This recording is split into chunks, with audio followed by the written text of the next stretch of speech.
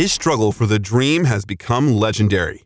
For its sake, he froze in icy waters, studied financial fraud, continued filming, and literally bleeding and hiding in a real buffalo hide.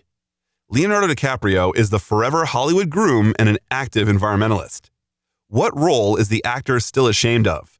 What does Kate Winslet and Leo really have in common? And what kind of bullying did the director of The Revenant go to for the sake of the realism of the film? Welcome to the Biographer channel. Today we will tell you the most interesting things about the famous actor, producer, and heartthrob of models under 25 years old. Let's get started. Leonardo Wilhelm DiCaprio was born on November 11, 1974 in Los Angeles, USA, in the family of comic book author George DiCaprio and legal secretary Ermeline Indenberken. There is a legend that Ermeline chose a name for her future firstborn when she was in the Uffizi Gallery in Florence, Italy. The baby started kicking inside of her stomach at the moment when she was looking at the works of Leonardo da Vinci. The future father willingly supported that idea because one of his many creative hobbies was painting. The family was poor. The DiCaprio couple could afford to live only in one of the poorest areas of Los Angeles. My mom and I lived at a drug dealer and prostitute corner. It was pretty terrifying. I got beat up a lot. I saw people have sex in the alleys, and I saw what drugs do with people. You are not yourself anymore. But it was thanks to this life experience that Leo later would admit that none of the temptations of Hollywood could lure him. The marriage of DiCaprio's parents did not last long. Ermeline and George filed for divorce when Leo was not even a year old. But despite that and the fact that George moved to East Hollywood, the future star maintained a good relationship with his father. Leo lived with his mom, then with his dad, and his new lover, Peggy Farrar, who had a son, Adam, from a previous marriage. Ermeline taught him foreign languages, and his father opened the world of art to Leonardo. The artsy atmosphere in his father's house greatly influenced the boy.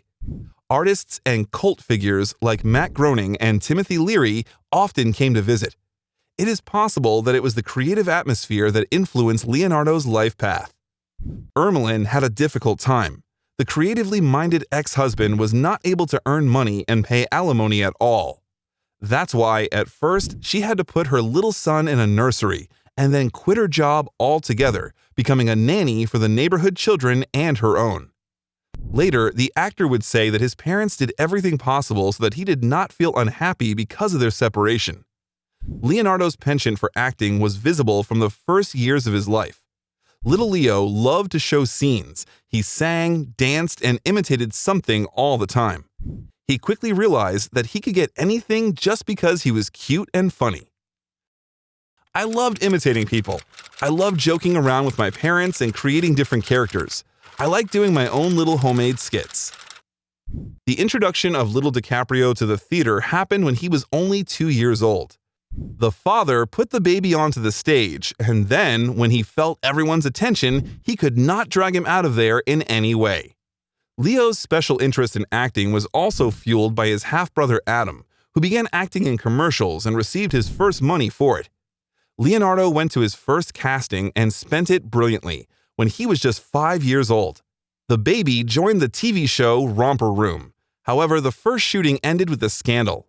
The boy was so happy to take part in his favorite program that he started running around the improvised stage, touching the installed cameras, trying to get his mother on stage, and in general completely lost control. In other words, things didn't work the first time. Later, Leonardo entered an elementary school, which was located at the university. Ermeline took her son to school, spending 8 hours a day for the round trip. She wanted to give her son the best. The parents' influence on the boy was contradictory. His mother tried to protect him from the harmful influence of the hood, and his father tried his best to teach the child adult life. They went to New Age parties together, talked about forbidden subjects. The next few years turned into a series of auditions for little Leonardo DiCaprio, most of which failed. Only a few advertisers agreed to shoot a cute little boy in their commercials. The first advertisement in which the young Leonardo DiCaprio played was a video about Matchbox toy cars where he turned into a gangster. He remembered, "What did the first shootings teach me? Know the script by heart. I was just terribly nervous and forgot everything." Then there were shots and advertisements for Apple Jacks oatmeal, Kraft Singles cheese, Bubble Yum gum, Fred Meyer hypermarket chain, Honda, and Suzuki cars. At the same time, the boy was fond of dancing, or rather breakdancing. He began to devote a lot of time to it. In this sphere, the boy managed to achieve his first success. Leo lived with his grandmother in a small German town. There, he took part in a local breakdance competition and he was runner-up. Even the local newspaper wrote about him in one of their issues. Leonardo became a real celebrity at school. By that time, his mother had already transferred him to the Los Angeles Center for Enriched Studies, where he studied for only a few years. Leo was bad at science, and his ambitions stimulated him to look for opportunities in the acting to keep moving. But it was not easy. Leo couldn't find an agent. Those people that he found were amused by the boy's decadent hairstyle and unusual name. Leo was constantly advised to change it to something more sonorous for the American. For example, Lenny Williams. The actor wasn't sensitive to that period of his life. I can remember getting rejected systematically by casting directors as a young kid. I felt like the biggest outsider there ever was, that I'd never belong in that club. I had this idea that one day they'd reach out, bless you, and say, "You are now part of the elite. You are the chosen one." The feeling that he was an outsider wouldn't leave Leo throughout his career in Hollywood, and his whole path would be aimed at fighting for his place on the red carpet. The first steps to the dream were the roles of Leonardo in TV series. First, there was the famous series Santa Barbara, where Leo played Little Mason Capwell, then Growing Pains, and finally, The New Lassie, stories of new adventures of a red collie named Lassie, where he got the role of Glenn. It was in the TV series about the smart dog that agents finally noticed Leonardo. For the next few years, since 1989, Little Leonardo was filmed almost without a break. His track record had such television series as Trolls Pidgelet, The Outsiders, and Parenthood. The last series was supposed to repeat the success of the hit of the same name starring Steve Martin. However, that did not happen. And that was despite the fact that Leo was preparing for the role as a real actor, learning the work of Joaquin Phoenix in the original movie. In each of those series, the boy was given a bright role, and sometimes even the main one. The series Growing Pains was on TV for several years, and in the end, became one of the most popular series among young people. Leo appeared in the cast at the moment when the sitcom began to lose its former popularity, and the producers were trying to shake up the audience. DiCaprio managed to attract the attention of teenagers and get an even bigger fan base than the main characters. Thanks to his participation in the series, Leonardo DiCaprio drew the attention of the director of the film Critters 3, Christine Peterson. Leonardo played the main role, the boy Josh. The actor tries not to remember anything about that role. The film turned out to be so strange and a failure. But since then, Leo had established himself as a serious actor. His grandiose ascent to the Hollywood Olympus began. In 1991, Leonardo DiCaprio was invited to the casting of the film This Boy's Life, directed by Michael Caton Jones. It was the first serious dramatic role. He played a boy named Toby, suffering from the cruelty of his stepfather and trying to find himself in that strange adult's world. Interestingly, Leonardo's friend Tobey Maguire also auditioned for the same role. The guys managed to make friends a few years before the casting, and auditioning for the same role could be a bone of contention for friends. However, that didn't happen. Of course, we would like to say that the great DiCaprio auditioned brilliantly, leaving no chance for competitors. But everything happened a little wrong. Leo wanted to make an indelible impression on the film partners and the director, so he overdid it a bit and brought all present people to huge laughs. DiCaprio left those auditions in full confidence that he would never build a career in Hollywood. However, thanks to Robert De Niro, the boy still got the role in that film. He is grateful to the great actor for that to this day. Leonardo had to learn literally everything along the way. He did not always feel confident next to De Niro himself, before whom everyone was in awe. But the guy impressed critics, holding his own on screen against acting heavyweight De Niro. I remember every single detail. Everything was so new to me. Watching Robert De Niro on set, seeing his dedication, was one of the most influential experiences of my life. Caton Jones would later say in his interview that he absolutely knew that he would not find anyone better than DiCaprio for that role, but after the first audition, he simply could not believe it. You see that guy that comes down from the boondocks? The mechanic? Don't worry, stupid man. Dwight. By the way, during the filming of his first movie, Leo did not forget about his friend. He asked the director of This Boy's Life to cast Tobey Maguire in a supporting role. The first dramatic film role made DiCaprio understand that television shows and advertising were not the limit of his dreams. But he still needed to work very, very hard in order to look decent in the shot with the greatest actors of our time. He would not, alas, be able to lay on one charm. In 1992, the actor got a small role in the film Poison Ivy. His character didn't even have a name. He was listed simply as a guy in the credits. However, filming with a young Drew Barrymore, Sarah Gilbert, and Tom Skerritt wasn't unnoticed, although he wanted to play something more serious than a passing guy. Meanwhile, he and Ermelyn managed to move from the poorest area of Los Angeles. For that moment, they lived in a better neighborhood, but for that, Leo had to change schools. He went to John Marshall High School. By the way, it was at that school that the scenes of A Nightmare on Elm Street were filmed. The study was not easy. A new pretty boy was bullied every now and then. However, there was the course of dramatic art as a huge plus. There, the young talent, of course, was noticed, and Leonardo got his first roles in school productions. However, over time, due to a busy schedule in Hollywood, he had to give up school amateur performances. Fortunately, in 1993, he had the opportunity to gain experience on the set of the film What's Eating Gilbert Grape. Director Lasse Hallström came up with the idea of a film adaptation of the novel of the same name by Peter Hedges. He had been looking for a long time for a boy who could adequately play Arnie, a mentally impaired teenager for whom, according to doctors, every day could be the last. Doctors said we'd be lucky if Arnie lived to be 10. Leonardo was lucky to play with a young Johnny Depp and the stunning Juliette Lewis. The star of the film was supposed to be Depp, who captured the attention after Edward Scissorhands. Johnny and I wanted to have a sort of real strong brotherly connection in this movie because you know that Arnie's been with him for 18 years. DiCaprio was very afraid to look like an amateur in comparison to his colleagues.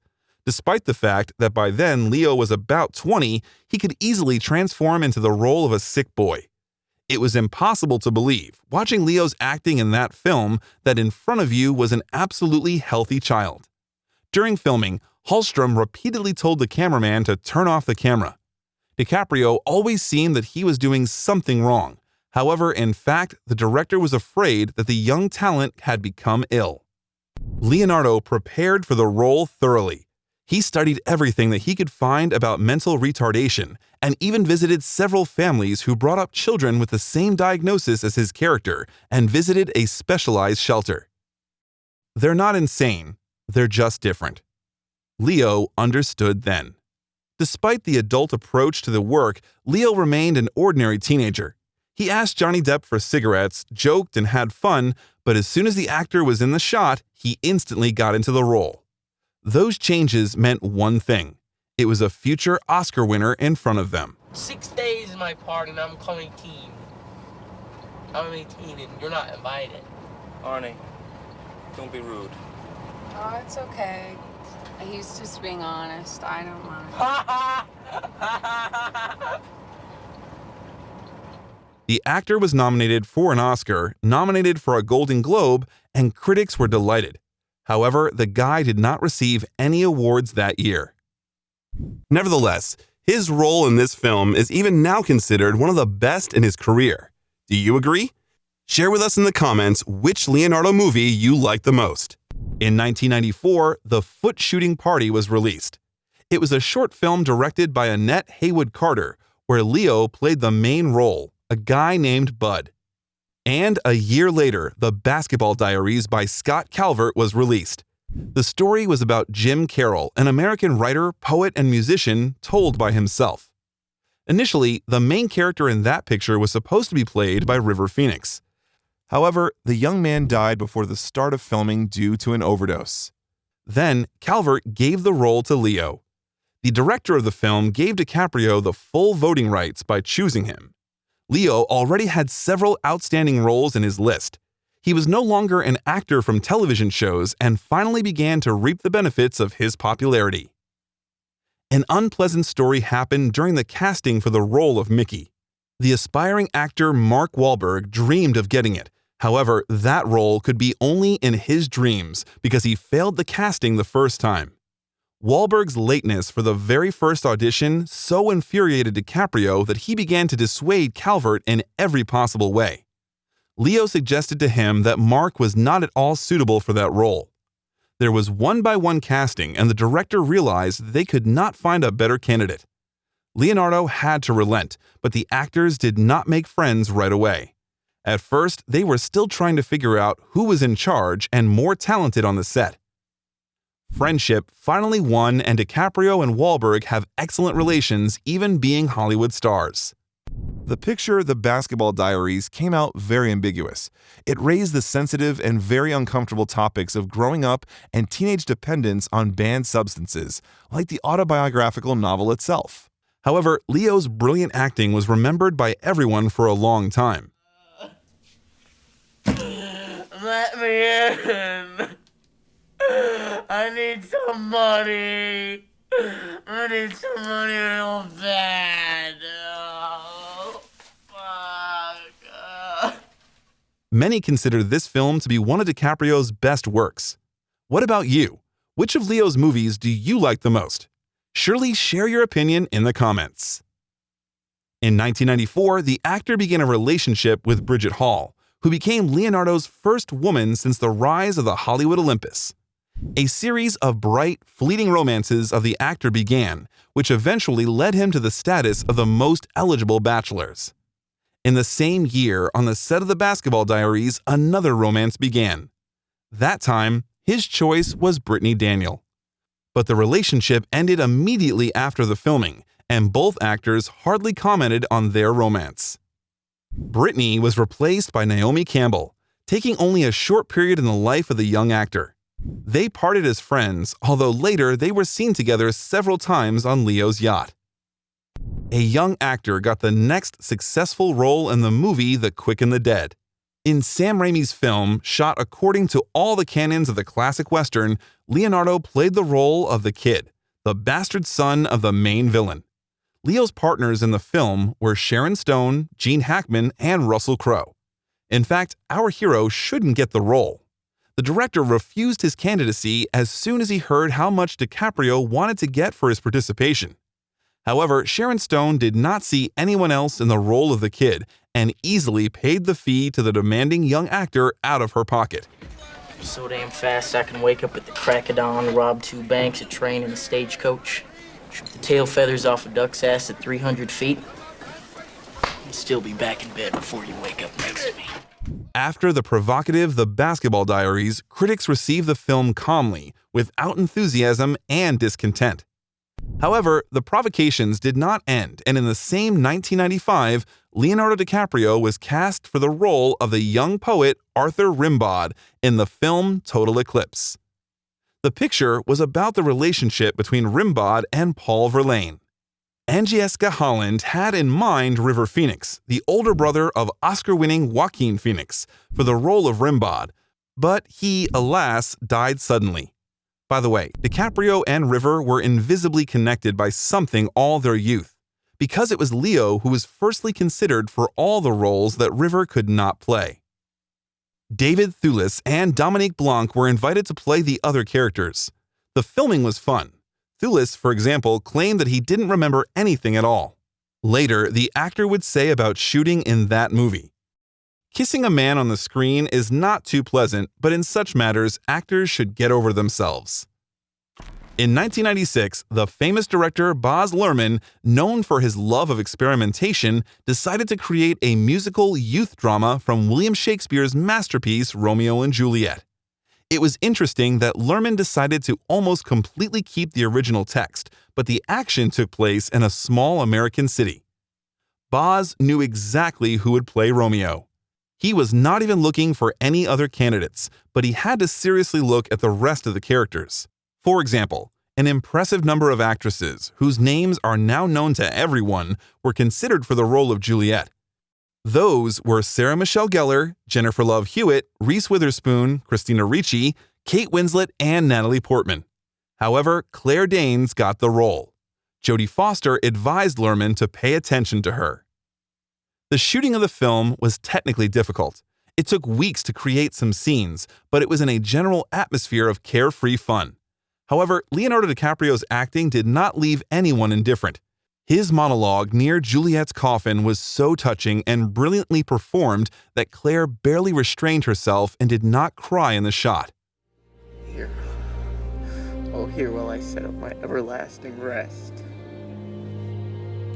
And shake the yoke of inauspicious stars from this world-wearied flesh.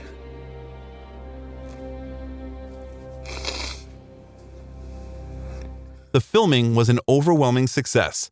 Everything came together. The audience gave their money to the cinema box office and critics wrote reviews, mostly positive, but there were exceptions. It was the release of Romeo and Juliet that can be considered the starting point. The world literally went mad with Leonardo DiCaprio. At that moment, everyone knew his name. Love, born according to the script, transformed into life. Despite the fact that Claire and Leo initially did not like each other, over time, they began to be seen together more and more often. However, the romance ended again along with the work on the filming. They said that Claire was not satisfied with the immaturity and arrogant behavior of the chosen one. Later, she even refused the role in Titanic in order to avoid the young actor, although she fit perfectly into the role of Rose according to the producers. But Leo didn't miss Juliet for a long time. He already went to the premiere of the film with model Kristen Zhang, whom he met by 1997. It was even speculated that the couple lived together and Leo was going to propose to Zhang, but the following events changed everything.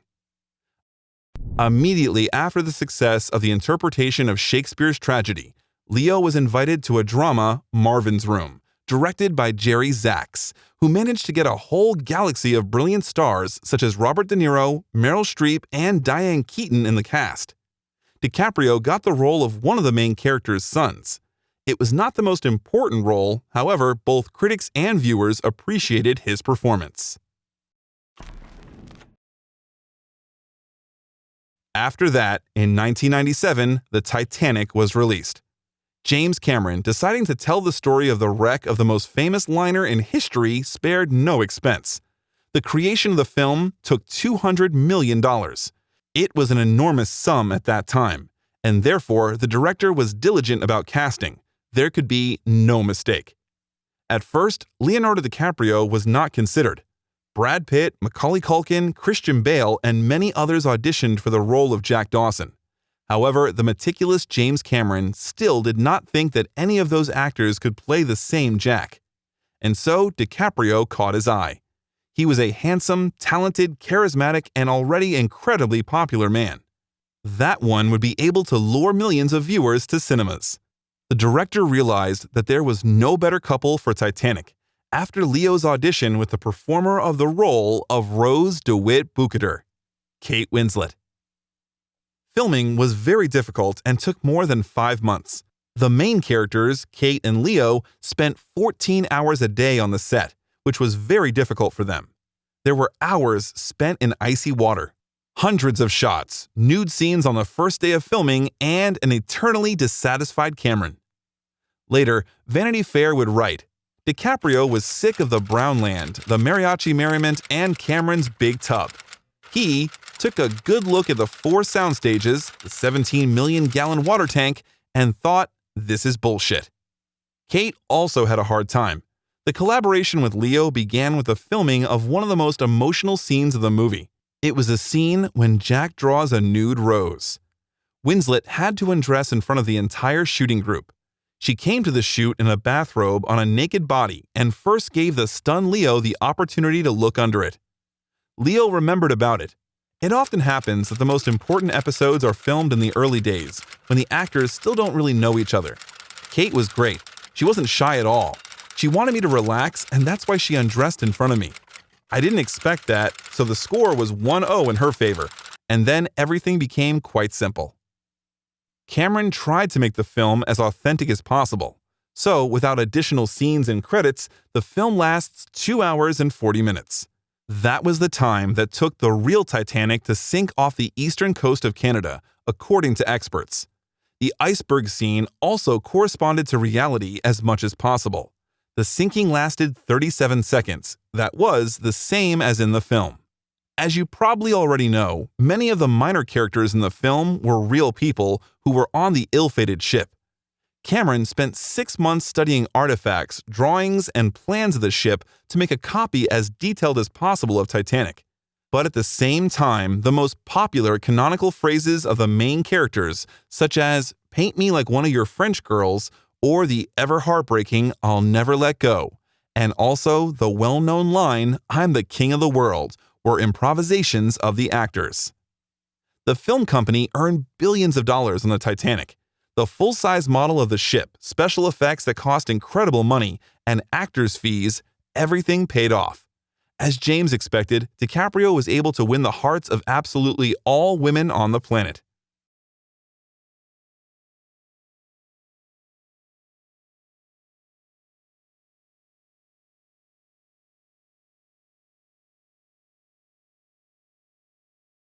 The Film Academy, which gave the film as many as 11 Oscars and various nominations, did not stand aside either.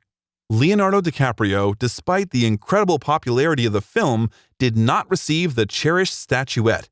But frankly, he was not particularly upset. The actor ignored the ceremony altogether, which incurred the wrath of a nervous Cameron, who believed that he gave the young upstart a ticket to life. He was wrong. Titanic really brought DiCaprio money and fame, but making a career, the actor did not want that at all. He sought not to earn money and enjoy the crowds of female fans, but wanted to act and do it only in those pictures that were interesting to him. The commercial history of Titanic made Leo regret more than once that he chose the role of Jack Dawson, and not any other picture in which he was offered to act in parallel. Leo became a worldwide celebrity and got on the pages of the American magazine People as one of the 50 most beautiful people in 1997 and 1998. In addition, he and Kate established a close relationship and friendship that continues to this day. Despite the difficulties the actors faced in working on the film, Kate fondly remembers their scenes. "We would do the most ridiculous things to each other. He'd be tickling me, groping me, winding me up, and I'd be doing the same thing back, sort of grabbing his bum."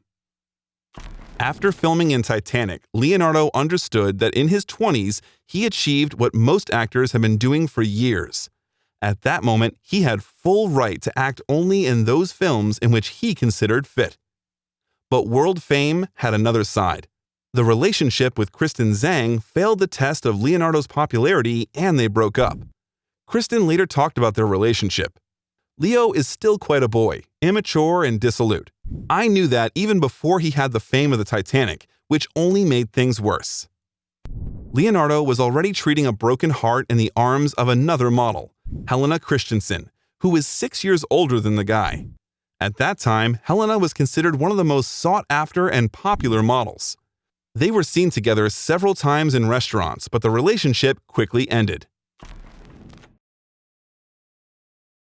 In 1998, the actor took kind of a sabbatical after he starred in 2 more films. 2 factors were the reason for that. The first was Leo mania after the release of Titanic. The world seemed to go crazy for Leonardo DiCaprio, putting him on a pedestal of young and not very young fans. It was a very surreal period, he would say, recalling those years. The second was that a colossal ups was followed by a sharp downs. He went on vacation after his first unsuccessful role in the film The Man in the Iron Mask by Randall Wallace, and an episode in the film of the cult Woody Allen's Celebrity. In the film The Man in the Iron Mask, Leo got 2 roles at once, negative and positive ones.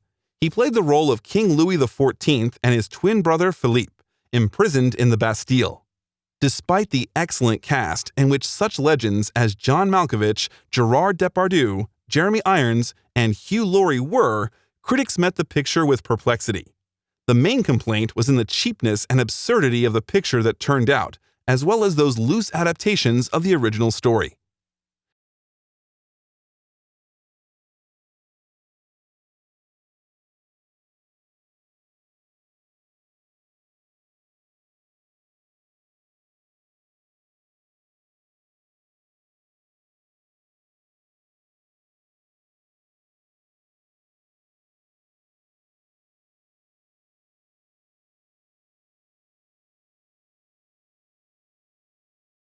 They did not like the story of Alexandre Dumas's aged musketeers and even DiCaprio's acting duet with himself. It was even awarded the Golden Raspberry Award. In Celebrity, Leo got the minor role but memorable role of Brandon Darrow. Thus, the actor managed to put on an imaginary tic at such a young age. At that time, every serious Hollywood actor dreamed of starring in a Woody Allen film. The film received mixed reviews. Someone praised Celebrity for its exceptionally recognizable presentation, the depth of the main idea. Someone criticized for excessive fussiness and confusion of the main characters' roles. But the masterpiece did not come out. On IMDb, the picture received only 6.3 out of 10. The box office also did not please. At a cost of $12 million, the film earned only more than $5 million at the box office. Around the same time, the film Don's Plum was released. It was a black and white provocative picture in which Leonardo DiCaprio and Tobey Maguire are still ashamed to participate. Don's Plum turned out to be not so much a feature film as a documentary. The fact was that there was no script for the film. The bad producers gave DiCaprio and Maguire and other actors colorful stickers with themes for improvisations.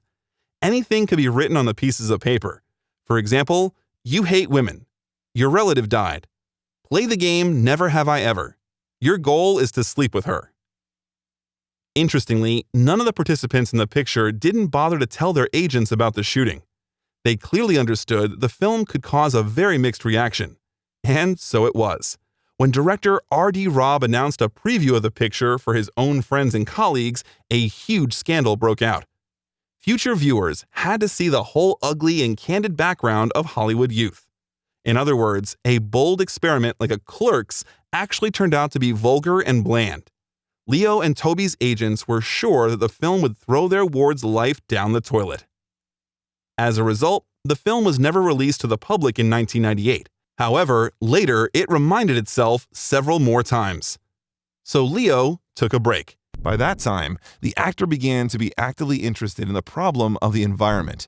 In 1998, at the age of 24, DiCaprio established his own foundation dedicated to protecting the last remaining untouched corners of the earth. Quote, "There was a period in my career, post-Titanic, where I took a break and I wanted to reevaluate the other great passion in my life. I've been interested in science." The actor's personal life was also not far behind. Romances with Amber Valletta, Bijou Phillips, and Ava Herzegova quickly replaced each other, but none of the girls could take a significant place in Leo's life. In parallel with his rest and new hobbies, he carefully sorted out the scripts in search of the very film from which he would like to return to the screens. And soon there will be the very role that would turn his career around.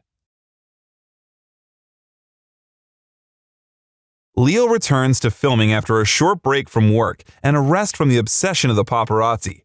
But on the way to success, his own ambitions began to interfere with him. In 2000, DiCaprio auditioned for the satirical horror film American Psycho, which was negotiated with the actor for a long time. However, inspired by the success of Titanic, Leo asks for such a sum for his participation that the film's director, Mary Harron, prefers to give the role of a more accommodating Christian Bale. DiCaprio, in turn, went to star in Danny Boyle's The Beach. By the way, Leo unintentionally stole that role from Ewan McGregor. Later, McGregor would assess the situation this way. "When Danny Boyle invited DiCaprio to the beach, I considered it a betrayal. Danny defended his choice by the fact that after Titanic, DiCaprio's involvement was far more beneficial than mine. After all, I just starred in Boyle's cheap film Trainspotting, which suddenly became a hit. I still think that he was not entirely fair to me. As it turned out, 20th Century Fox offered Boyle more money to make the main character an American. Boyle took the money and Leonardo DiCaprio got the role. After that incident, McGregor did not communicate with Boyle for a long time. By the way, we have already talked about this in more detail in an individual biographical video about Ewan, so follow the pop-up link if you love this actor. Because of Titanic, the expectations from the beach were very high, so the problems that arose around it were perceived especially painfully. The situation was further complicated by the conditions in which the filming took place. DiCaprio and several other actors were in the water and almost died when their boat was overturned by a large wave. In addition, for the sake of that role, the actor had to lose 20 pounds, and creating an ideal landscape damaged the nature of the tropical island.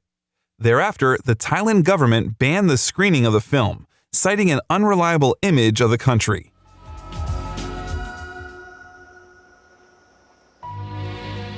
Critics mercilessly criticized the beach. The film is called banal, egocentric, stupid, and confusing. And although Boyle also did not escape for his part of criticism, DiCaprio got the main attention. Both the acting and the personality were criticized. CNN's Paul Clinton said, Leonardo DiCaprio's main fanbase of screaming adolescent girls won't be disappointed with The Beach. The majority of the film displays the Titanic-sized young heartthrob sans his shirt in this story about the pseudo-angst and alienation of a young man from the United States, escaping civilization and his computer-obsessed generation. The dangerous and unpredictable journey of his hero Richard to Thailand helped Boyle get a nomination for the Berlin International Film Festival Award, and Leonardo got the Golden Raspberry for the worst male role. Remarkably, the island on which The Beach was filmed was completely destroyed by a tsunami a few years later. After learning about that, Leonardo was very upset and donated a large sum to UNICEF to eliminate the consequences of that natural disaster. At the same time, the shameful masterpiece Don's Plum reappeared. That time, the scandalous film director Lars von Trier acquired its rights. After looking at the picture, he understood that the creation was just in his style and society should see it. Lars showed the film as part of the Berlin International Film Festival. Leonardo DiCaprio, who starred with such enthusiasm in Don's Plum, soon realized what a mistake he had made. He prohibited the film from being shown in the USA and Canada. The actor, seeing himself from the outside, suddenly realized what a cynical monster fame had turned him into. But the Hollywood star had no time to suffer. Martin Scorsese was already waiting for him. For 25 years, the director dreamed of making a film about the legendary 5 Points, the gangster district of New York in the middle of the 19th century. He first read Herbert Asbury's book, on which the film was later based, when he was 28 years old. He even acquired the rights to the film adaptation. But without a name and recognition, he could not realize the idea. Scorsese's idea required the most impossible. He wanted to recreate an entire block and the atmosphere of that time. The scenery took up 2 miles. Surprisingly, every building created for the film was fully functional, without facades, fake doors, and windows. It was that role that became the beginning of the long-term and fruitful work of Scorsese and DiCaprio. Leo understood that he should have played the role of Amsterdam Vallon brilliantly. The actor had no right to make a mistake. He simply could not allow to embarrass himself in front of his beloved director. Leo gained weight as required by the role and constantly trained to fight, achieving maximum realism of the image. Leonardo DiCaprio could call Gangs of New York a film to which he gave so much time, efforts, and thoughts like no other. Give me the strength for what I must do. Due to the scale of the ambitions and clashes between Scorsese and Harvey Weinstein, filming was delayed and the Miramax company sponsoring them was already starting to get nervous. Then Scorsese and DiCaprio had to pay $7 million in compensation for unforeseen expenses. The film was supposed to be released any other way. The original version lasted almost 4 hours. Martin Scorsese and editor Thelma Schoonmaker reportedly created 18 different versions of the film, each of which was shown to the public before they chose the final version. The studio was not satisfied with such an excessive duration, as they were afraid that it would alienate viewers from watching and lead to fewer screenings in cinemas per day. And therefore, as a result, the film had to be cut by an hour. Gangs of New York was a wide success and had a great box office. Critics also did not hide their acclaim.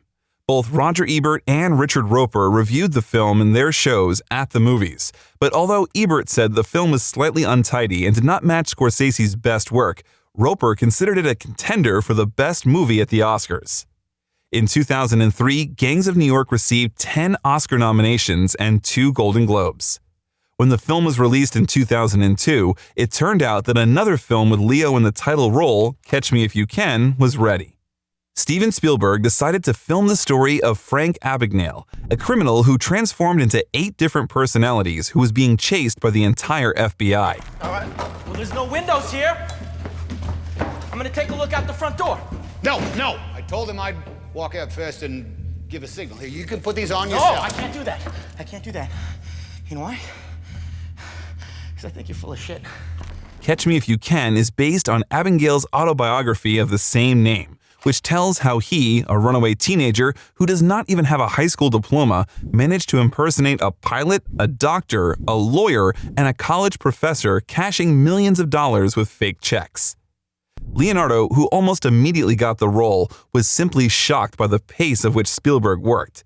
The director had no time to linger, and what others filmed for weeks, he shot in half a day. Leo said that the director tried to shoot at the same pace that reflected the life of the main character, and how the fast things were going for him, and how he could just use his innate talents to get his way out of any given situation. While preparing for the role, the actor met Abagnale personally and was completely delighted with him, although initially he was skeptical about that meeting. The more and more I talked to him, the more and more I realized that, like any great actor, it comes from instinct. He was an instinctual actor. He's somebody that, for whatever reason, puts people at ease. He makes you completely comfortable with him. And he seems as innocent as a school teacher. And he is now. I mean, he's a transformed man. By the way, despite the recognition of DiCaprio's undoubted talent, Spielberg treated him with caution. The image of a womanizer and a debauched lifestyle, which journalists attributed to the actor, played a role. However, after getting to know Leo better, the director realized that the image in the press was almost nothing to do with reality. The actor once admitted that he considered his filming partner, Tom Hanks, to be a role model because he is able to just refine what he does and is very passionate about his work. Hanks also spoke very positively about working with DiCaprio. He said that Leo is so far ahead of the game and he is an incredibly talented guy who's been through ringers.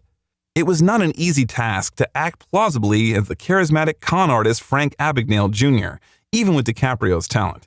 In addition, age did not play into the hands because a 28-year-old man had to play a 16-year-old teenager. Well, the truth of the matter is, it didn't even come into my thoughts until a week or so before production. Then it actually dawned on me that I was 11 years this guy's senior. It was pretty amazing what he pulled off at such a very early age, but because this guy was mature beyond his years, I had an ease in my mind. DiCaprio asked to do take after take until he was absolutely sure that he played the scene exactly as it should look. He said in an interview that a lot of work and a lot of effort has been done on those films, more than he could remember in the past. Catch Me If You Can got more than $30 million and a lot of rave reviews in the first weekend. But it wasn't time to relax. After all, the desired statuette had not been won. Therefore, Leonardo was incredibly happy to work with Martin Scorsese again. But he did not even imagine that the great director was preparing a role for him in his next film, The Aviator. In that fascinating epic, director Martin Scorsese focused on the most fruitful period in the life of the tycoon and aviator Howard Hughes. It was from the mid-1920s to the 1940s. It was a time of brilliant aviation inventions, stormy love affairs, and fierce corporate battles. Leo found something familiar in his character. At the same time, he did not want to support all those unpleasant rumors that were about a half-mad genius. The actor spent more than a year trying to find out everything about his character. He read everything he could find and finally realized what they had in common. Namely, it was OCD, which Leo had been suffering from since childhood. He was inspired by the personality of the hero, considering him a genius of his time. No one seems to be able to categorize him. He was one of the most complicated men of the last century, he said. It was, a long process. We had about a year of rehearsal time, which was very good because of the scope of the character and the movie. I met with doctors who specialize in obsessive compulsive disorder, and kind of lived with the man for a couple days who had OCD. Met Jane Russell, who worked with him, and Terry Moore, his ex-wife, and read everything I could, watched the footage, and really had marathon rehearsal periods with John Logan and Martin Scorsese to weave different things in and change stuff around. It was, one of the biggest rehearsal preparation periods I've ever had. Scorsese was able to gather together a wonderful cast. They were Cate Blanchett, Matt Ross, John C. Reilly, Alan Alda, Kate Beckinsale, Alec Baldwin. Each of the actors plunged into the work on the characters with his head, but with Scorsese, it was impossible otherwise. It was necessary not just to do their job, it was necessary to fully plunge yourself into the era, the characters, and to get through everything that they experienced in order to convey their image on the screen as plausible as possible. It was Scorsese's perfectionism that made him famous, and it was this approach to work that Leo respects very much. It was an intense work experience. I had to switch around from being 40 to 20, sometimes, 3 times in the same day, but we really got to have real marathon rehearsal periods, Scorsese and John Logan and I, and really mapped out not only the character and the mood of the film and the scenes, but the minutia of his compulsion and his OCD and his obsession with germs. Got to stitch that in. So he really had a great game plan beforehand and actually came in on time on this movie, which is pretty amazing considering what we had to pull off. We really got into a good work groove. And the actors' large-scale work was not in vain. Despite the fact that many critics felt that DiCaprio did not fit that role, they could not help but appreciate how the actor was altogether convincing as an obsessive, profoundly disturbed man. The Aviator was dubbed the best work of the director, and Leonardo was finally able to get rid of the obsessive image of a cute guy. The audience and critics finally saw him as a man. DiCaprio also said that he was able to see a child in the famous director. Cate Blanchett received an Oscar for her role in the film, and our hero was again left without a statuette. In parallel, the actor's personal life was actively developing. Since 2000, he had been dating Gisele Bündchen, a Brazilian model whom he met at one of the fashion shows. It was not surprising that a 20-year-old girl won the actor's heart. She was considered one of the most beautiful models of 1999. The romance was rapid and one of the longest in Leo's life. He introduced the chosen one to his mother, and then during a trip to Italy, according to sources, he proposed to the model and gave her a diamond ring. In 2004, People magazine named Leonardo DiCaprio and Gisele Bündchen the most beautiful couple, but in 2005, the love story unexpectedly ended. There were rumors that Leo was jealous of the beauty all the time, and their constant scandals ended in breakups that were already difficult to count. After one of those breakups, Gisele even shaved her head, which she quickly regretted. There was also talk about the actor's infidelity and unpreparedness for adulthood. There were rumors that the model was offended by Leo, who did not appreciate her debut role in the film Taxi in 2004, directly stating that she should not act in a movie.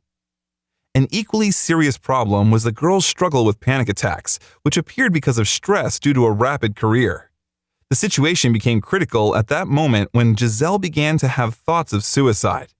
Therefore, she decided to radically change her life, to give up addictions, to ease the schedule, to take medication and therapy.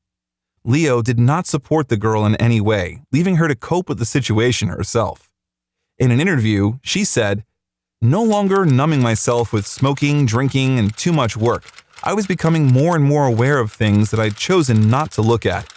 Was I alone in wanting to do some serious soul-searching while he stayed the same? In the end, unfortunately, the answer was yes." It was the girl who decided to break up the relationship, which, according to her, was destroying her. And later, she admitted that she did not regret her choice. But Leo had no time to suffer again, because he and Martin were already discussing another joint work, the film The Departed, which was released in 2006. A tense action movie with a stellar cast was becoming one of Scorsese's highest-grossing hits. However, the shooting of The Departed turned into a nightmare. Scorsese clearly wanted to surpass his previous pictures, working scrupulously on every minute of the film. He reshot each scene dozens of times, trying to achieve the perfect version. At the same time, Leo's partner, Jack Nicholson, pursued some goals of his own, understandable to him alone, making Martin to first shoot the scene as he wanted it and then as Scorsese pleases. It didn't matter to him. In an interview, DiCaprio shared how Nicholson made him pretty nervous, and the scenes with him were among the most intense moments of the movie. So one day, Jack acted a heart attack so plausible that Leo was ready to stop filming.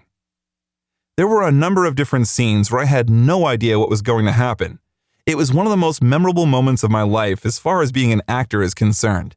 I remember coming into the scene one way, and then I come in the next day and the prop guy tells me, "Well, be careful, he's got a fire extinguisher, a gun, some matches, and a bottle of whiskey." Leo and the other leading young actor, Matt Damon, were exhausted. They were shocked by literally every scene involving Nicholson, and they admired him at the same time. DiCaprio had never worked with Jack before, and the Oscar-winning actor's unpredictability was able to reveal another facet of his incredible talent.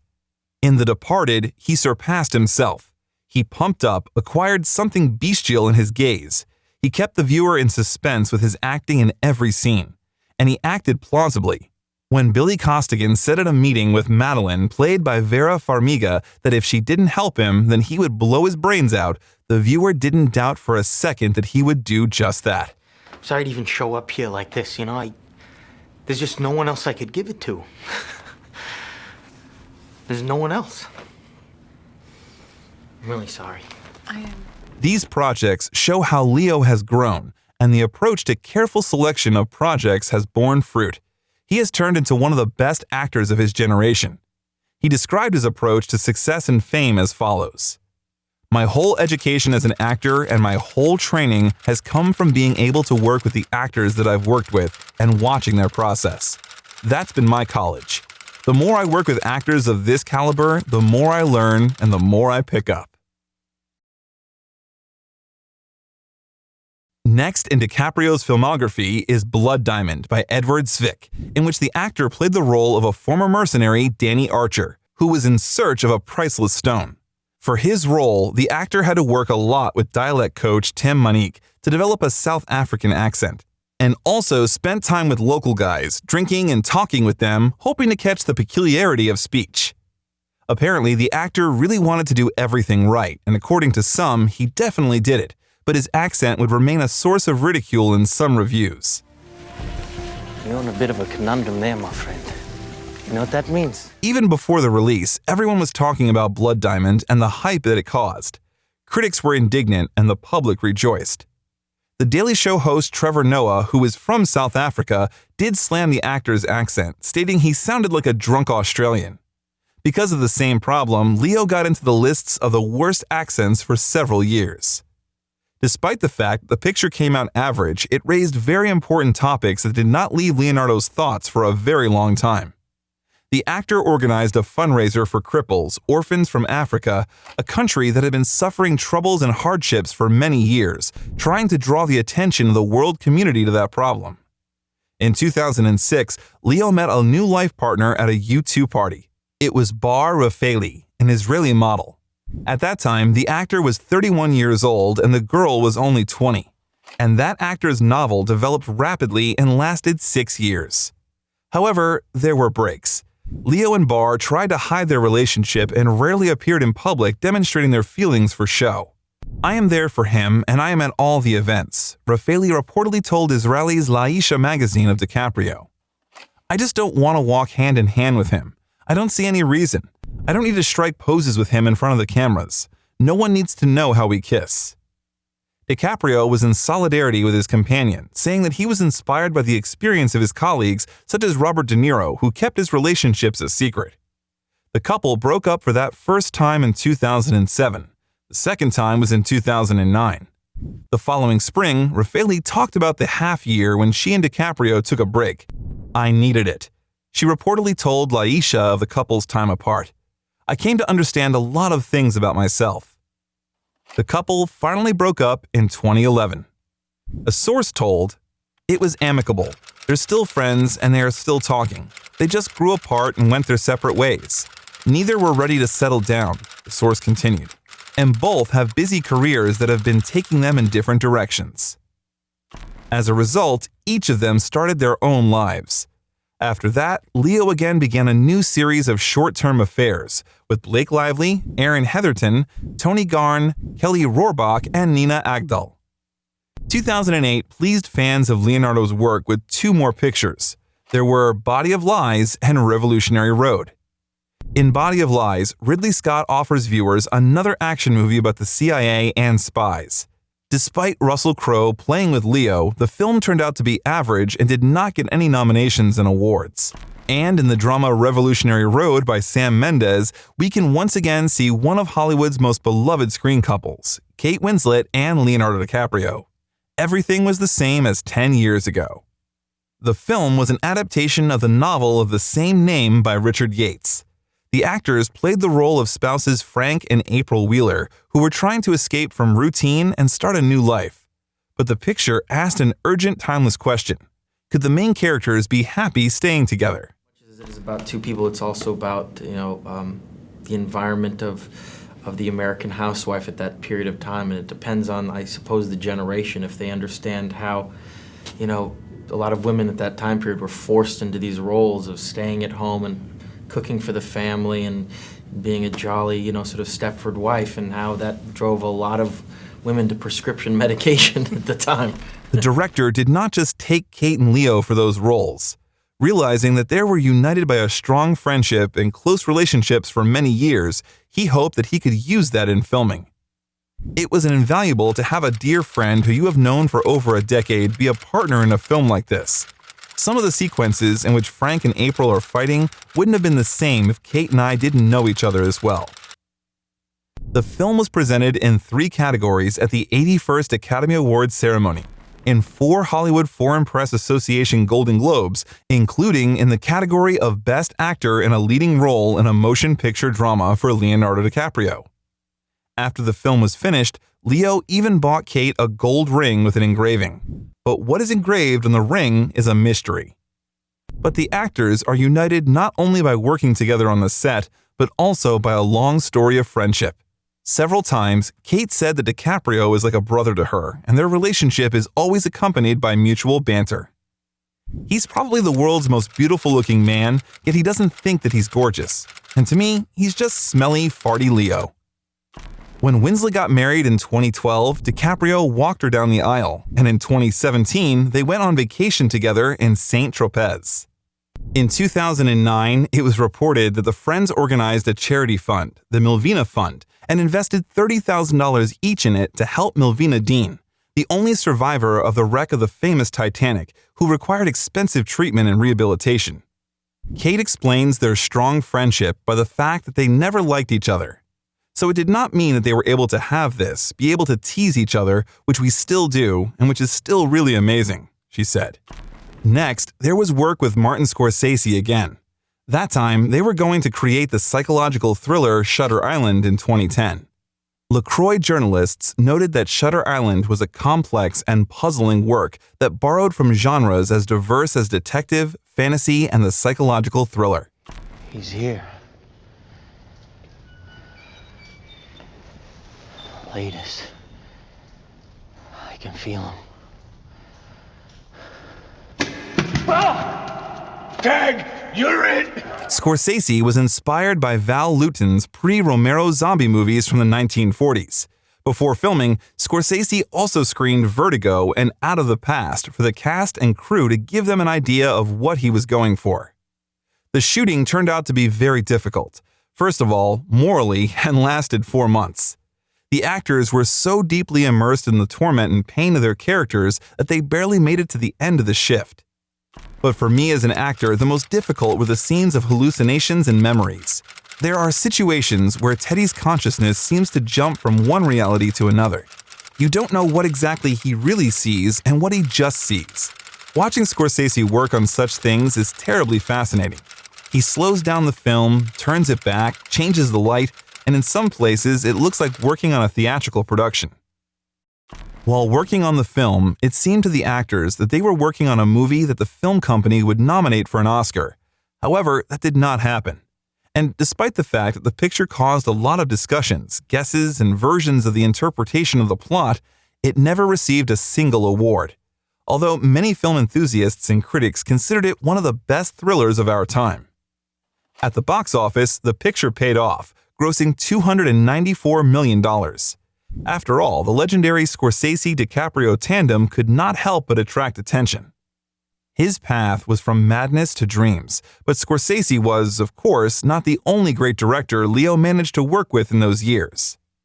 One of the most important projects of Hollywood director Christopher Nolan was a film in dreams, the idea of which he had been thinking about for many, many years.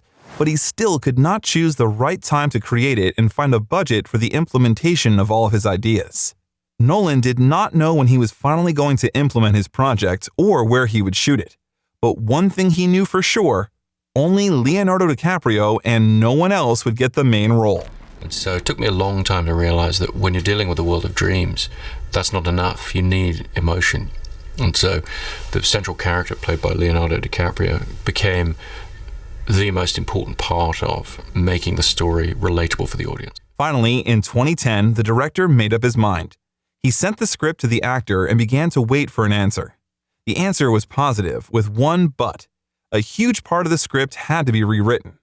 That's what Leo and Christopher did for the next few months. Train your subconscious to defend itself from even the most skilled extractor.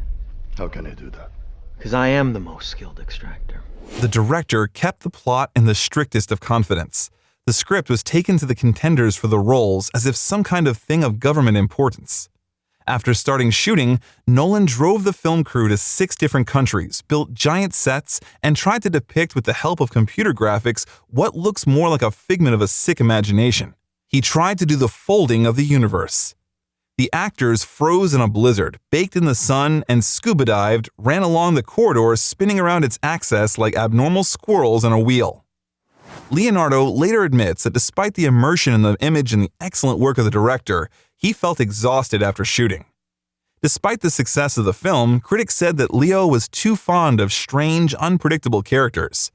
The actor replied that there was nothing more boring than knowing that your hero said exactly what he meant by saying his lines.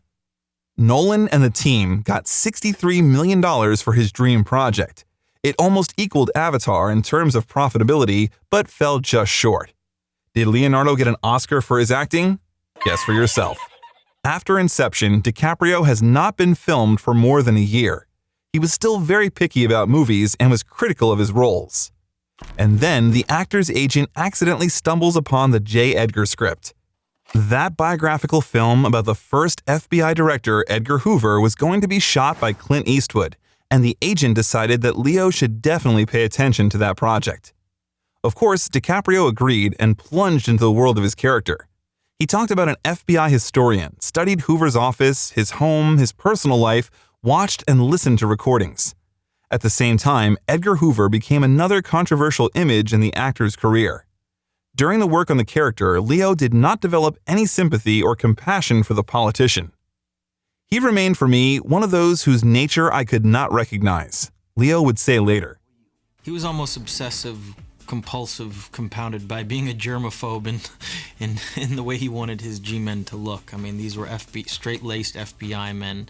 They needed to have a certain amount of hair on their head. They needed to have a certain stature, be muscular. However, filming was still delayed. The film company refused Eastwood's large-scale financing. It was ready to give only part of the production. Then, Leonardo almost completely renounced his fee. Clint Eastwood had a new respect for the actor because he didn't act in films just for the sake of money. It was important for him to create a work of cinematographic art and expand his list of roles. And again, the role brought physical torment. Leo spent 5 to 7 hours in the makeup chair in order to turn first into a 20-year-old guy and then into an 80-year-old man, as well as in a special suit that would compensate for the lack of the necessary volumes. The false teeth and makeup, similar to a mask, literally harassed DiCaprio, but he steadfastly withstood the test.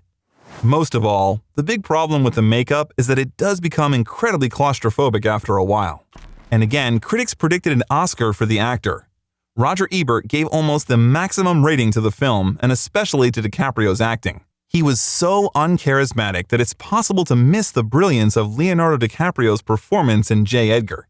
It is a fully realized, subtle, persuasive performance, not least in his scenes with Armie Hammer as Tolson, he wrote. And again, the actor didn't receive the film award. In 2011, Leonardo met again on set with Baz Luhrmann. He decided to film The Great Gatsby in his own style. The tragic but very beautiful love story of millionaire Jay Gatsby and Daisy Buchanan turned out to be very similar to the musical that Luhrmann loves so much. The Great Gatsby is a film adaptation of the masterpiece of the same name by F. Scott Fitzgerald, which Leo almost refused. Well, you know, I read it in junior high school, and it made sense to me, and it was, in my mind, a sort of traditional love story at the time period, and it was representative of the Roaring '20s, and I kind of tapped into Gatsby's obsession, but Baz handed me a first edition copy and said, I want to rediscover this novel, and I want to put it up on film, and I want you to reread it. DiCaprio also agreed because Baz also approved Leo's closest friend, Tobey Maguire, for the role of the narrator. And the rest of the cast also was very successful. There was Joel Edgerton, Isla Fisher, and of course, Carey Mulligan. Carey Mulligan is still grateful to her partner in the film for volunteering to help her at the audition and supporting her. She said in an interview that he was constantly improvising to help her.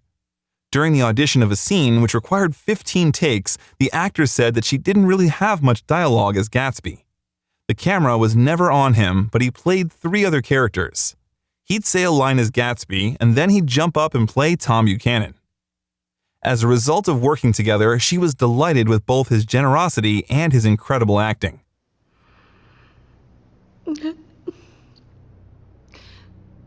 It makes me sad. Why? The film has proven itself to be worth the funds invested in it and broke another record at the box office in the first weekend. But the reviews turned out to be average. On the websites of film critics, The Great Gatsby received an average rating of 5.5 out of 10. The general consensus was, while certainly ambitious and every bit as visually dazzling as one might expect, Baz Luhrmann's The Great Gatsby emphasizes visual splendor at the expense of its source material's vibrant heart. The film was accused of betting on entertainment and the lack of sense of reality, a screaming, trashy opera. But there were also those who appreciated the joint work of the director and the actor. The great and powerful Quentin Tarantino couldn't wait to see Leo on the set. Tarantino was going to invite Leo much earlier in the movie Inglourious Basterds, but something went wrong and the role went to Brad Pitt. But at that moment, Tarantino had prepared something really amazing for the actor.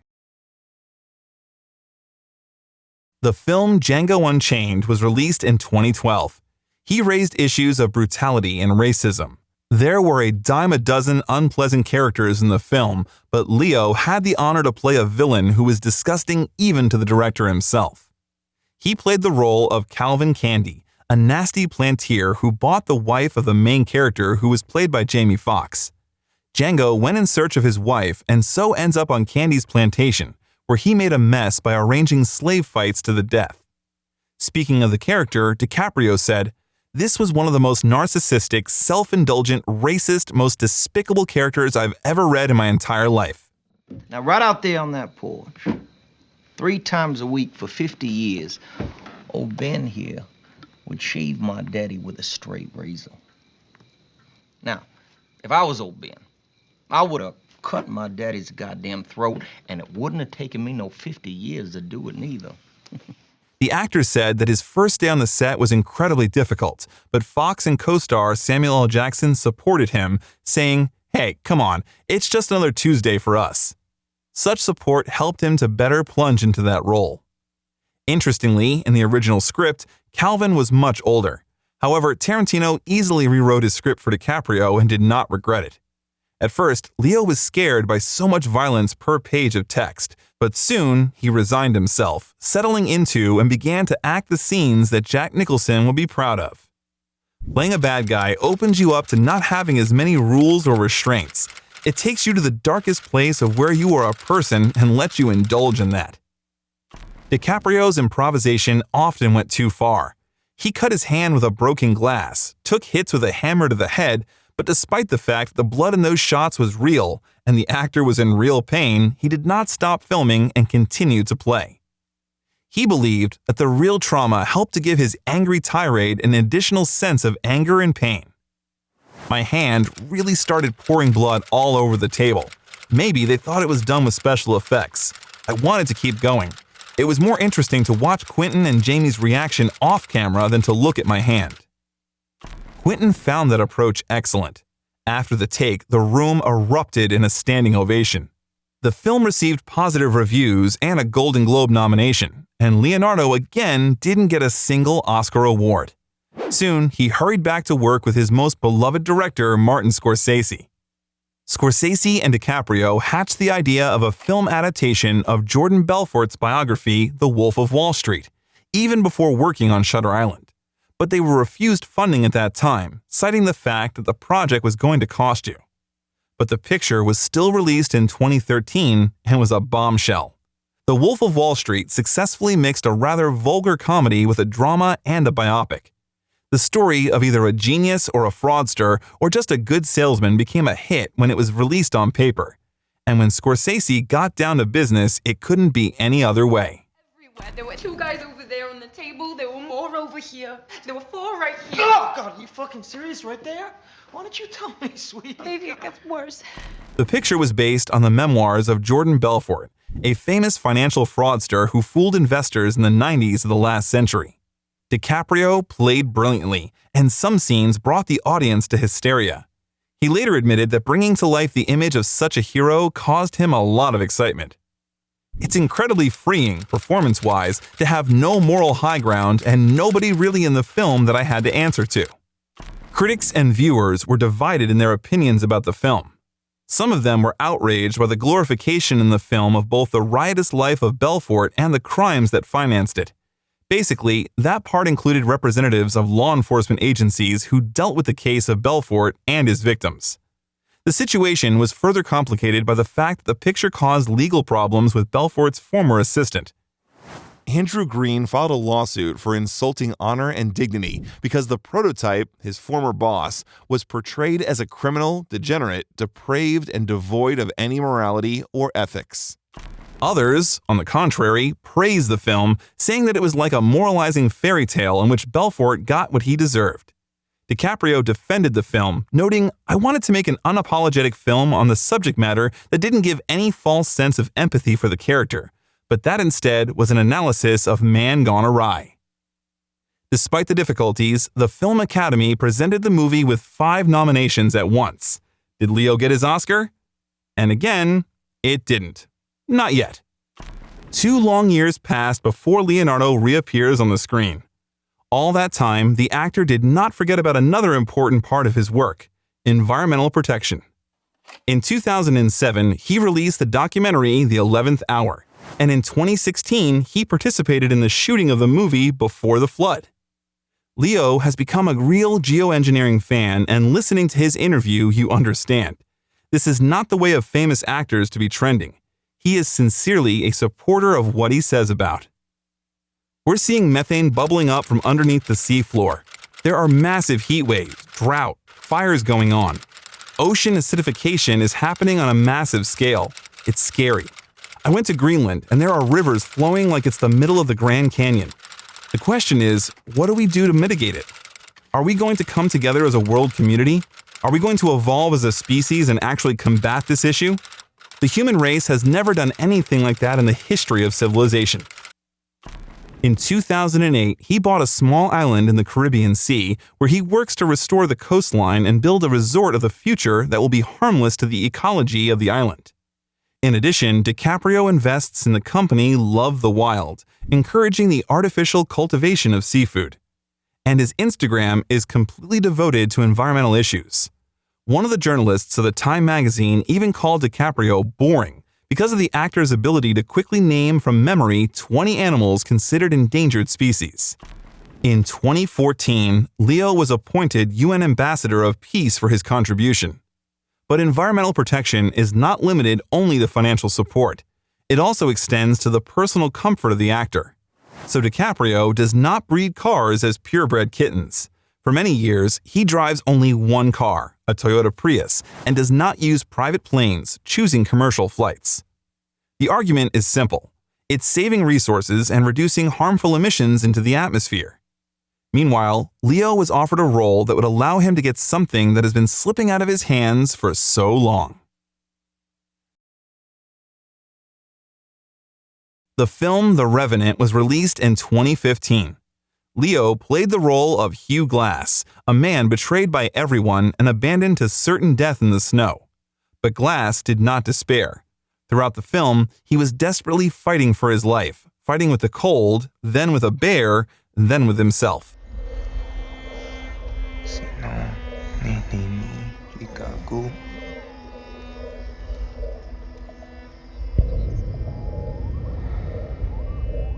The actor's task was also complicated by the fact that the film's director, Alejandro Gianaratu, is a man of principle and does not recognize chroma key. If the hero had to freeze in the snow, and the director took the film crew to the forest in the bitter cold. Throughout the shooting day, DiCaprio worked in extreme conditions. His hands, feet, ears, and cheeks were numb from the cold. Every single day of this movie was difficult. It was the most difficult film I've ever done, he would later say. Leonardo meekly carried out all of Inarritu's instructions and did not complain even when he completely stopped feeling his body. He silently chewed a real liver, climbed inside the carcass of a bison. The hardest thing for me was getting in and out of frozen rivers because I had elk skin on and a bear fur that weighed about 100 pounds when it got wet. And every day it was a challenge not to get hypothermia. No less of a problem was the desire to shoot all the scenes in daylight. Every actor, every element of the scenery had to be exactly at the moment when it was needed, like a gear in a clock. That led to a lot of takes. The film crew first rehearsed every day, and then they had only 2 hours to shoot in the right lighting. Due to climate change and difficult conditions, filming had to be stopped several times. Morally, the role was even harder than physically to the actor. Almost all of the screen time, Leo's character was silent and communicated with the surrounding nature non-verbally. DiCaprio had to show all his acting skills to convey that silent dialogue. 9 months of filming in Canada and Argentina were so hard that some members of the crew described them as living hell. It would be strange if Leo didn't get an Oscar for The Revenant in 2016. The award found the hero, and the audience around the world breathed a sigh of relief. Their favorite finally got what he deserved. Goes to Leonardo. What did the actor decide to say in his acceptance speech? Of course, he talked about how important it is to preserve the planet and about climate change. Find snow. Climate change is real. It is happening right now. It is the most urgent threat facing our entire species. The goal was achieved, and at that time, Leonardo could finally relax and agree only to the best offers.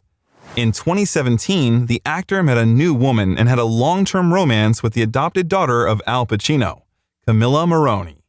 It's the classic story in which the girl was 22 years old at the time of the meeting and the actor was 44.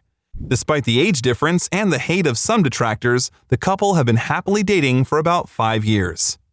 Initially, they began to get noticed on outings in the bosom of nature, in joint shopping trips, and they met the 2018 New Year's together in the company of Tobey Maguire and his children. But there was no official announcement. Next, they were noticed at an Ellen DeGeneres party where the couple looked in love, and in April of the same year, Leo and Camilla began hiding from the press. As in previous romances, Leo and his companion tried not to share much about the relationship. The couple did not appear together at official events for a long time, and they tried not to flash in front of the paparazzi.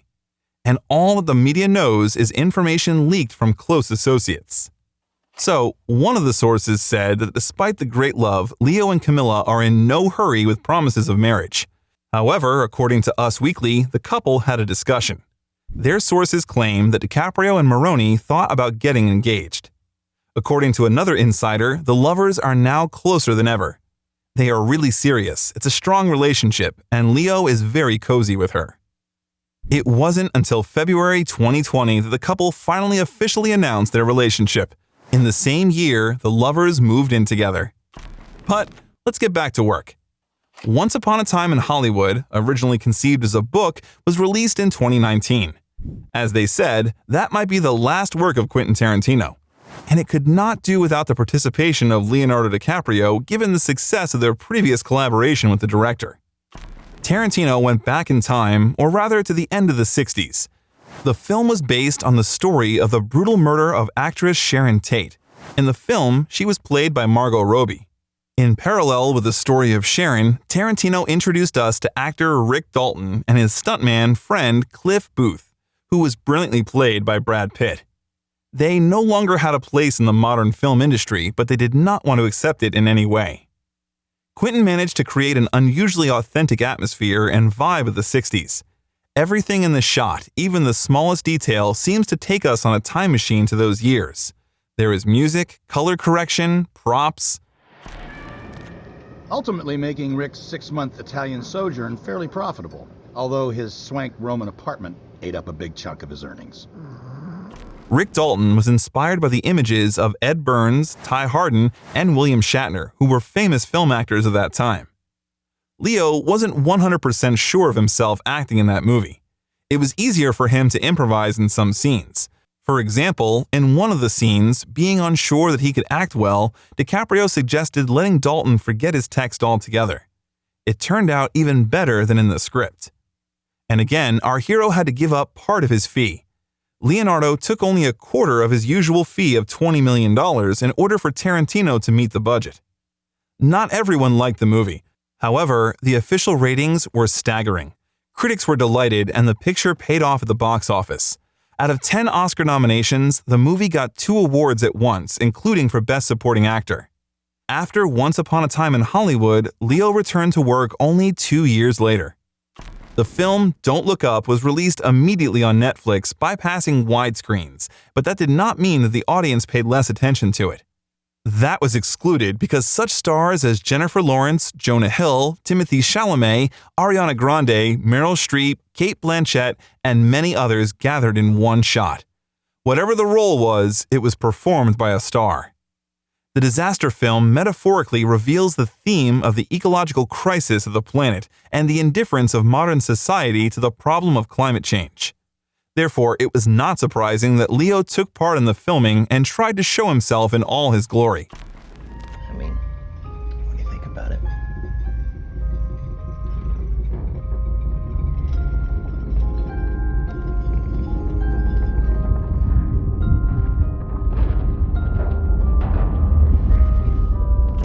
The film received fairly positive reviews from critics and hit the tops of the best films according to many film critiques and magazines. The New York Times gave a very accurate review. McKay's work with DiCaprio is particularly memorable, partly because Dr. Mindy's trajectory, from honest, concerned scientist to glib, showboating celebrity, strengthens the movie's heartbreaking, unspeakable truth. Human narcissism and all that it has wrought, including the destruction of nature, will finally be our downfall. In the end, McKay isn't doing much more in this movie than yelling at us, but then we do deserve it. The film received 4 Oscar nominations, including Best Picture, 4 Golden Globe nominations, and 6 Critics' Choice Award nominations. Leo's next notable work was a thriller western. The actor was able to work with his favorite director again. This is, of course, about the Killers of the Flower Moon. The film was released in 2023 and was based on a non-fiction book by David Gran. It focused on a series of murders of Osage members organized by white people who intended to steal the rights to the oil-rich lands of indigenous peoples. DiCaprio in the film plays a World War I veteran who marries an Osage woman whose family owns oil rights. In addition to Leo, Robert De Niro and Lily Gladstone worked on the set. Together they formed a brilliant team, which was one of the factors of the film's success. Commenting on the next collaboration with De Niro and Scorsese, Leo said, "I got to do my first major starring role with Bob, and he and I worked together. He told Marty about me, and I've gotten to do 6 films with him now. And here we are 30 years later. It's not only a film that I'm incredibly proud of, but to be able to simultaneously work with my two father figures in this industry who've taught me everything was a huge honor. For Leo, the work on the film was especially interesting and valuable, since for many years, he has been demonstrating support for indigenous protests against fuel pipelines. In 2016, he joined efforts to rein in the oil industry, saying at the World Economic Forum in Davos that our planet cannot be saved unless we leave fossil fuels in the ground where they belong. Killers of the Flower Moon received critical acclaim, but did not pay off at the box office. However, this is not the first box office failure for Scorsese and not even the worst indicator in his career. Leo received a Golden Globe nomination for his efforts. In early of 2024, it was reported that director Paul Thomas Anderson was developing a film in which Leonardo would play alongside Sean Penn and Regina Hall. It is supposed to be the most expensive film of Anderson's career. Leonardo DiCaprio is definitely one of the most talented actors of our time. He is trying to use his popularity for good, spreading information about the protection of the ecology of our planet and indigenous peoples. It seems that the actor has found a balance between creativity and activism. He is increasingly starring in films that raise the problems of humanity that concern him the most. We wish him good luck in all of his endeavors.